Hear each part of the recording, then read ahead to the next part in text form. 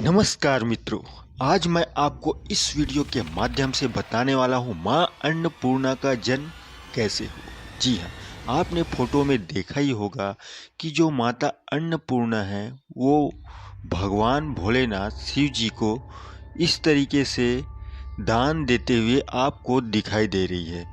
तो ये फोटो का अर्थ क्या है और ये फोटो कैसे प्रचलित हुआ है, ये सभी चीज़ें मैं आज की इस वीडियो में आप सभी को बताने वाला हूं और ये भी बताने वाला हूं कि मां अन्नपूर्णा का जन्म आखिर कैसे हुआ।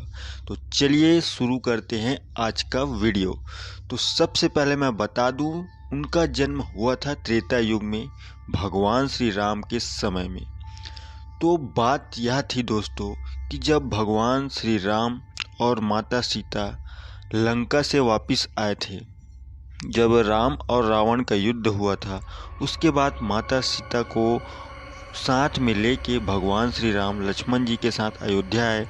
वहाँ पे उनका राज तिलक हुआ और उसके बाद में यहाँ पे भगवान श्री राम एक यज्ञ किए,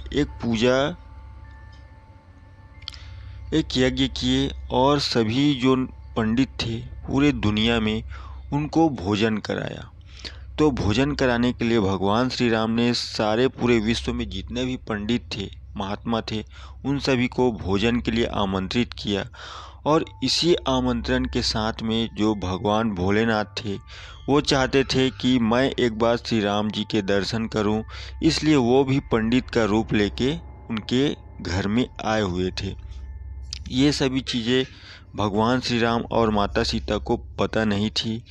तो यहाँ पे जो भी कार्यभार था रसोई का वो माता सीता ने अकेले ही निभाया था। जितने भी खाना वगैरह जो भी बने होंगे उनके घर में, उन सभी कार्यों को अकेले माता सीता ने किया था। तो जब यहाँ पे सभी पंडित लोग बैठे और उसके बाद में जो भोलेनाथ थे वो भी संत का रूप लेके, पंडित का रूप लेके आए, वो भी बैठ गए और सभी का खाना शुरुआत हो गया, खाना प्रारंभ कर दिए सभी लोग।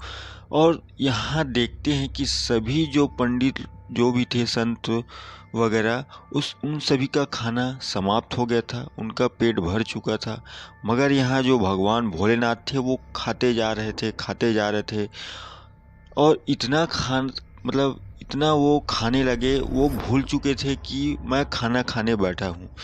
और ऐसा करते करते जो माता सीता उनके लिए खाना लाते जा रही थी और वो खाते जा रहे थे और उनका पेट भर ही नहीं रहा था। और ऐसा करते करते उनका जो राशन वगैरह था, जितने भी खाना बने थे वहाँ पे रसोई में, वो सभी के सभी ख़त्म हो चुके थे। पूरा जो भी बना हुआ था पंडितों के लिए खाना, जितना भी अयोध्या वासियों के लिए खाना बना था, वो सभी के सभी भगवान भोलेनाथ अकेले ही खा गए। अब उसके बाद माता सीता को चिंता होने लगी। अब वो गई और पूरे जो मार्केट थे अयोध्या के, वहाँ से जितने भी राशन थे सभी राशन को लेके आ गए और कच्चा ही उनको दे दिया खाने के लिए। उसको भी वो खा रहे हैं, वो अपने में मगन है, वो प्रभु को देखते जा रहे हैं और देखते देखते वो खाना खाते जा रहे हैं। वो भाव विभोर हो चुके थे और उनको पता ही नहीं था कि वो खाना खाने बैठे थे। अब वो कच्चे चावल, कच्चे आटे, जो भी था, कच्चा सब्जी, सभी को वो खाए जा रहे थे। पूरा अयोध्या, पूरा नगर खाली हो गया। वहाँ कोई भी राशन सब्जियाँ उपलब्ध नहीं थी। पूरा एक प्रकार से सभी लोग हैरान हो गए कि ये महाराज पूरा हर चीज़ को खाए जा रहे हैं, अब क्या करें। अब यहाँ पे भगवान श्री राम को ये सभी बातें पता चली और वो मुस्कुरा कर बोले सीता जी को, जब सीता जी उनके पास में आई और बताया ऐसा ऐसा बात है, तो बोले कि अब इसका हल तो हमारे पास नहीं है, इसलिए हमको माता पार्वती का आह्वान करना चाहिए, वो ही आके भोलेनाथ को रोक सकते हैं। अब माता पार्वती का आह्वान किए और वो आई यहाँ पे और उन्होंने कहा कि मैं इनको कैसे रोक सकती हूँ, फिर ये मुझसे नाराज़ हो जाएंगे कि मुझे खाने से ये रोक रहे हैं। ऐसा करते करते उन्होंने अपने ही शरीर से एक देवी को जन्म दिया, जिनका नाम था माँ अन्नपूर्णा। जी हाँ, यहाँ पे माँ अन्नपूर्णा जी का जन्म हुआ और उसके बाद में उन्होंने पात्र में थोड़ा सा चावल लेके आगे आई भगवान शिव के सामने में। अब भगवान शिव ने जब उनको देखा तो वो उठकर अपनी जगह से खड़े हो गए, खाना छोड़कर खड़े हो गए और यहाँ पे अपना पात्र आगे बढ़ाया और वो चावल जैसे ही भगवान शिव के जो कमंडल थे, जो बर्तन वो पकड़े थे, उस पे माता अन्नपूर्णा ने वो चावल को दिया उनको। और वैसे ही जैसे ही उन्होंने एक दाना उन चावल को अपने मुंह में डाला, उन्हें डकार आ गया और उनका पेट भर गया। सोच सकते हैं, सिर्फ जब वो पूरा नगर का खाना खा लिया उनका पेट नहीं भरा और एक दाना चावल खाने से उनका पेट भर गया। ये थी कहानी माँ अन्नपूर्णा के जन्म की।